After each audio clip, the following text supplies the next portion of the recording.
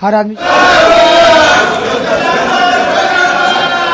ऐसे ही सदन चलाओ तो अच्छा लगता है।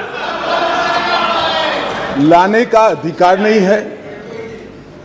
संविधान के तहत संसद की कॉम्पिटेंसी पर भी सवाल उठाए गए हैं और दूसरा ये मुद्दा उठाया गया कि ये विधेयक जो लेकर मैं इस सदन के सामने उपस्थित हुआ हूं, वो विधेयक सुप्रीम कोर्ट के जजमेंट के भावनाओं के विरुद्ध है।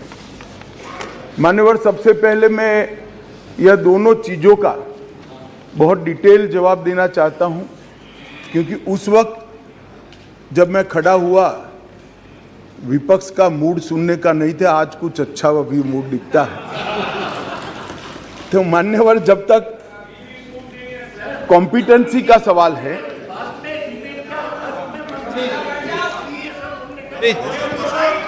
प्लीज माननीय मान्यवर, जहां तक कॉम्पिटेंसी का सवाल है, संघ राज्य क्षेत्र का प्रशासन संविधान के भाग 8 में उल्लिखित प्रावधानों के तहत आता है। अनुच्छेद 239 से 242 तक इसकी कार्यरीति को संविधान में वर्णित किया गया है और अनुच्छेद 239 के ए में विशेष प्रावधान किए गए हैं, जिसके तहत दिल्ली विधानसभा सहित एक संघ शासित प्रदेश है। तो दिल्ली ना तो पूर्ण राज्य है, ना संघ शासित प्रदेश है, ना संघ शासित प्रदेश विथ असेंबली। क्योंकि ये राजधानी क्षेत्र है, इसको ध्यान में रखते हुए 239A में इसका एक विशेष प्रावधान संविधान के तहत किया गया है। इसकी बात मैं बाद में बताऊंगा। अब कहा कि भारत सरकार को इसके बारे में कानून बनाने का अधिकार नहीं है, ऐसा विषय कुछ सदस्यों के द्वारा रखा गया। मैं इस सदन का ध्यान अनुच्छेद 239A3B की तरफ दिलाना चाहता हूं। 239A3B बहुत स्पष्ट है। इसके तहत इस संसद को दिल्ली संघ राज्य क्षेत्र या इसके किसी भी भाग के बारे में उससे संबंधित किसी भी विषय पर कानून बनाने का पूर्ण अधिकार प्राप्त है। इसलिए कुछ सदस्यों ने जिस बात को इंट्रोडक्शन के वक्त यहां उठाने का प्रयास किया था, मेरा दायित्व तो बनता है, उस वक्त माहौल ठीक नहीं था, तो आज इसका मैं ढंग से जवाब दूं।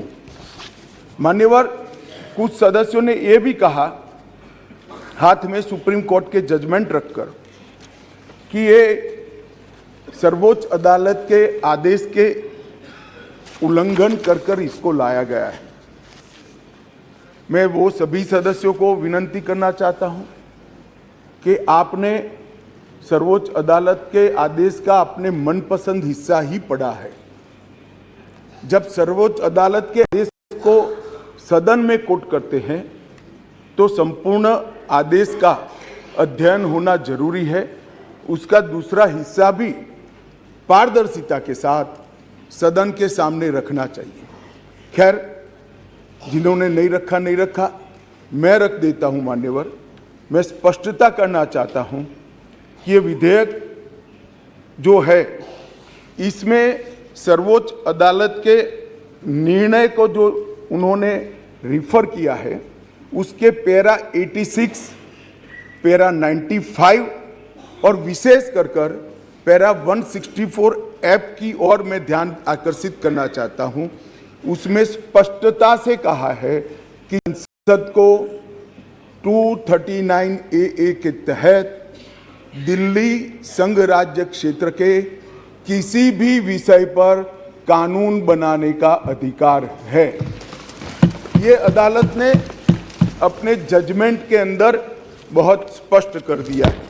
मान्यवर, अब मैं थोड़ा विधेयक पर बात करना चाहूंगा।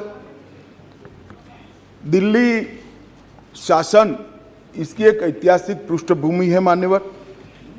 दिल्ली की स्थापना 1911 में अंग्रेजों के शासन के द्वारा महरौली और दिल्ली दो तहसीलों को पंजाब प्रांत से अलग कर कर बनाई गई। 1919 और 1935 में ब्रिटिश सरकार ने चीफ कमिश्नर प्रोविंस का नोटिफिकेशन किया और दिल्ली को चीफ कमिश्नर प्रोविंस के तहत रखा गया। आजादी के बाद पट्टाभी सीतारामैया समिति दिल्ली को राज्य स्तर का दर्जा देने की सिफारिश की थी। हालांकि जब सिफारिश संविधान सभा के समक्ष आई, मेरा विपक्ष के सदस्यों को विनम्रता से अनुरोध है कि इस बात को जरा गौर से सुनेगा। पट्टाभी सीतारामैया समिति की सिफारिश जब सदन के सामने आई, तब पंडित जवाहरलाल नेहरू जी, श्रीमान सरदार पटेल, राजा जी, राजेंद्र प्रसाद और डॉक्टर अंबेडकर जैसे नेताओं ने इसका विरोध किया कि ये उचित नहीं होगा कि दिल्ली को पूर्ण राज्य का दर्जा दिया जाए। मैं फिर से एक बार रिपीट करता हूं, किस किस ने विरोध किया था। पंडित नेहरू ने किया था, सरदार पटेल ने किया था, राजा जी ने किया, राजेंद्र प्रसाद जी ने किया और अंबेडकर जी ने भी इसका विरोध किया था। और उस वक्त पंडित नेहरू जी के एक चर्चा के हिस्से को मैं सदन के सामने रखना चाहता हूं। 2 साल पहले सदन ने एक समिति, सीतारामैया समिति की नियुक्ति की और अब जब रिपोर्ट आया है तब दुनिया बदल गई है, भारत बदल गया है और दिल्ली काफी हद तक बदल गई है। इसलिए दिल्ली में हुए इन परिवर्तनों की परवाह किए बगैर उस समिति की सिफारिशों को स्वीकार नहीं कर सकते और स्वीकार करना वास्तविकता से पूरी तरह मुंह मोड़ लेना होगा। एक समय तो नेहरू जी ने संविधान सभा के सदस्यों को यहां तक कहा कि चूंकि नई दिल्ली में 3/4 संपत्ति केंद्र सरकार की है, इसलिए तर्कसंगत यही होगा कि इसको केंद्र के अधीन रखा जाए। बाद में जब अंबेडकर जी ने समापन किया, तब उन्होंने कहा, जहां तक दिल्ली का सवाल है, हमें ऐसा लगता है कि भारत की राजधानी के रूप में शायद ही किसी स्थानीय प्रशासन को मुक्त अधिकार यहां दिए जा सकते हैं। संयुक्त राज्य अमेरिका और ऑस्ट्रेलिया में जो राजधानी के क्षेत्र है, इसकी मिसाल भी उन्होंने वहां दी और उन्होंने कहा कि इसके लिए एक अलग व्यवस्था करनी चाहिए और संविधान सभा में इस पर जोड़ना चाहिए। खैर, मैं इसलिए कहता हूं कि आप जिस चीज का विरोध कर रहे हैं, ये सिफारिश किसकी थी ये आपको मालूम होना चाहिए। ये पंडित नेहरू की सिफारिश थी। मान्यवर, मैं उसके बाद में 1991 में सी स्टेट एक्ट के द्वारा दिल्ली को विधानसभा दी गई, परंतु 56 में राज्य पुनर्गठन आयोग की सिफारिशों पर दिल्ली की विधानसभा हटाकर उसको संघ राज्य घोषित किया गया। लगभग 3 दशक तक ये व्यवस्था चलती रही। 87 में सरकारिया कमेटी बनी, जो बाद में बालाकृष्णन कमेटी के रूप में जानी गई और 91 में 69वां संविधान संशोधन किया गया और इसके बाद दिल्ली राजधानी राज्य क्षेत्र शासन अधिनियम 1991, जिसमें मैं आज संशोधन लेकर आया हूं, इसको इस महान सदन ने पारित किया गया और वही विधेयक के अंदर, संविधान संशोधन के अंदर 239A जिसका मैंने जिक्र किया, उसमें इस संसद को राजधानी क्षेत्र के किसी भी हिस्से के लिए और किसी भी कार्य के लिए कानून बनाने के लिए संपूर्ण अधिकार संसद को देने का काम किया गया। मान्यवर, समस्या कहां से समाप्त शुरू हुई? 1993 से व्यवस्था चली आ रही थी। कभी भारतीय जनता पार्टी सत्ता में आई, कभी कांग्रेस पार्टी ने शासन किया, कभी ऊपर कांग्रेस का शासन था तब हमारी सरकार थी, तो कभी ऊपर कांग्रेस की सरकार थी तब नीचे हमारा, मगर कोई झगड़ा नहीं हुआ था, सब कुछ ठीक चल रहा था, क्योंकि किसी की मंशा अधिकार हथियाने की नहीं थी, सेवा करने की।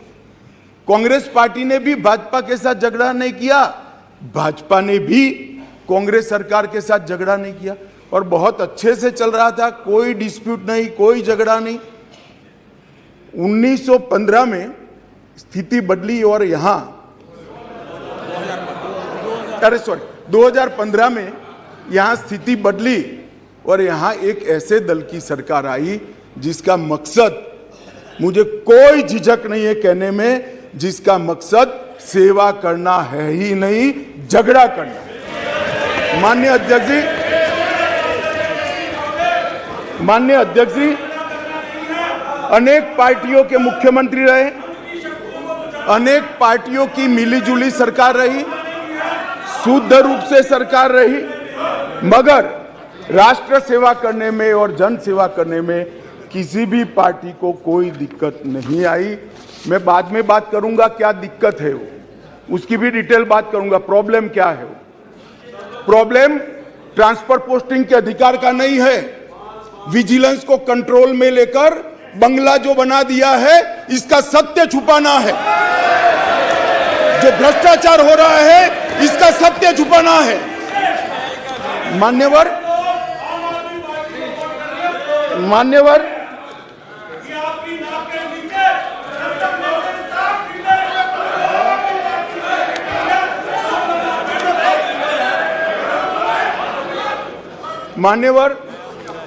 उसके बाद में 15 में अचानक ही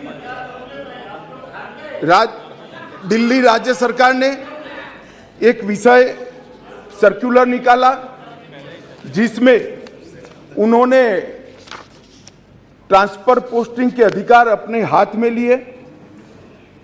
केंद्र सरकार ने एक नोटिफिकेशन निकाला, उसको हाईकोर्ट में चैलेंज किया गया, हाईकोर्ट का फैसला केंद्र सरकार के पक्ष में आया, इसको सुप्रीम कोर्ट में चैलेंज कर दिया गया, उसमें खंडित जनादेश आया, फिर संविधान पीठ बनी, संविधान पीठ ने कुछ फैसले कर नीचे फिर से 2 जजों की बेंच को दिया, उसमें भी सहमति नहीं बन पाई, और फिर से संविधान पीठ बनी जिसने अभी फैसला दिया। मान्यवर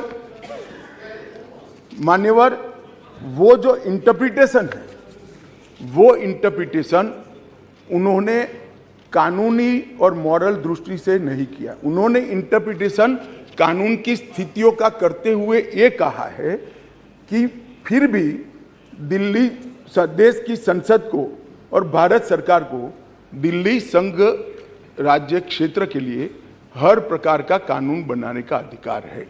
वो अधिकार का उपयोग कर एक वटहुकम, एक नोटिफिकेशन निकाला गया, और वो नोटिफिकेशन इसलिए निकालना पड़ा कि संसद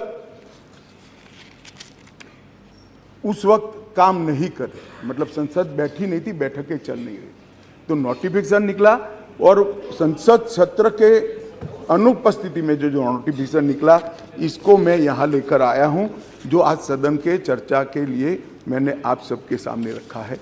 मेरा सभी पक्ष के सदस्यों से विनती है कि चुनाव जीतने के लिए, किसी समर्थन हासिल करने के लिए, किसी पक्ष का विधेयक का समर्थन करना या विरोध करना, ऐसी राजनीति नहीं करनी चाहिए।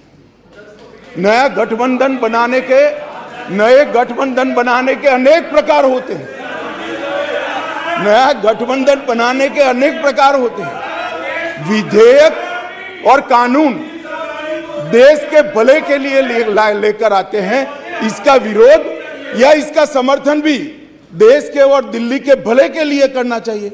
अगर हमारी राजनीति में थोड़ी स्वीकृति कम है तो सबको मिलाना है, दिल्ली का जो होना है वो हो, जितना भ्रष्टाचार होना है वो हो, मंत्री कुछ भी करे, मुख्यमंत्री करोड़ों के बंगले बनाए, मगर हम विपक्ष में रहते हुए समर्थन करेंगे क्योंकि हमें गठबंधन बनाना है। इस तरह से नहीं सोचना चाहिए। मेरी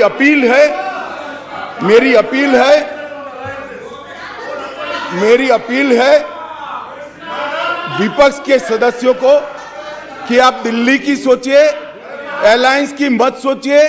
अलायंस से फायदा नहीं होने वाला है। अलायंस होने के बाद भी पूर्ण बहुमत से नरेंद्र मोदी प्रधानमंत्री बनने वाले हैं। इसलिए ये अलायंस के कारण जनता के हितों की बलि मत चढ़ाइए। जनता सब देख रही है।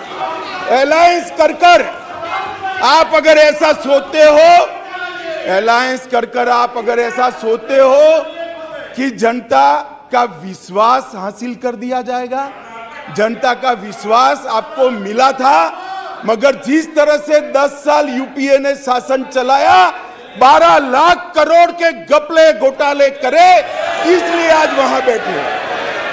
और मैं फिर से कहना चाहता हूं, दिल्ली सरकार के घपले घोटाले भ्रष्टाचार को प्रछिन्न रूप से अलायंस की गरज के कारण मदद कर रहे हो। पूरा देश देख रहा है और पूरा देश चुनाव में इसका हिसाब किताब करेगा। मान्यवर, मैंने ये सदन के सामने रखा है बिल को। मेरा सभी से निवेदन है कि अलायंस के मद्देनजर इस पर अपना अभिप्राय न करें। देश के और राजधानी क्षेत्र के भले के लिए न्यूट्रलिटी से बात करें। और वैसे भी मैं बता देता हूं, विशेषकर कांग्रेस पार्टी वालों को, कि ये बिल पारित होने के बाद वो अलायंस में आपके साथ आने वाले नहीं है। तो जो सच है वो करिए। इतना अपील करके मेरी बात को समाप्त करें।